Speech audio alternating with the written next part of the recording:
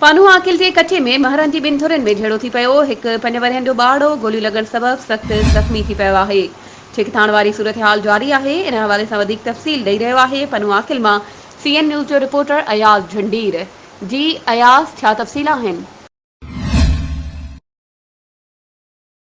जी नायला, अव्हांखे ॿुधायूं पिया त महरनि ऐं कलोड़नि जे तकरार बाद ताज़ो कचे जे रज़ा ॻोठ थाणे जी हद ॻोठ पखू महर में बि सईद ॻोठ जे तुरपियाई महरनि ऐं जंगन महरनि में पुराणो तकरार वरी ॿीहर भड़की उथियो आहे।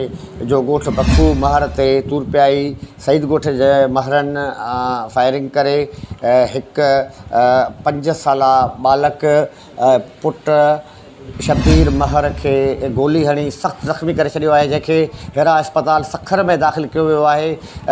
तुरपियाई महरनि ऐं जंगन महरनि में हलंदड़ तकरार दौरान मलंग महर, दीदार महर ऐं हिकु तुरपियाई महर अॻु में मारिजी चुका आहिनि, जंहिंसां मारिजी वियलनि जो अंगु 3 थी वियो आहे ताज़ो।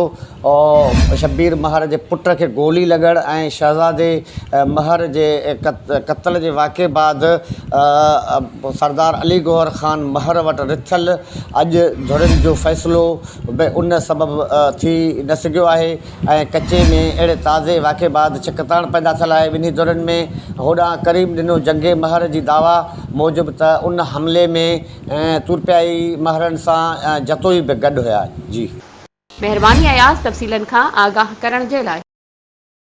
वधीक ख़बरुनि ऐं अपडेट्स जे लाइ असांजे चैनल खे सब्सक्राइब कयो ऐं हा, बेल आइकन खे प्रेस करण न विसारिजो त जीअं असांजी हर नई अचण वारी वीडियो तव्हां ताईं पहुची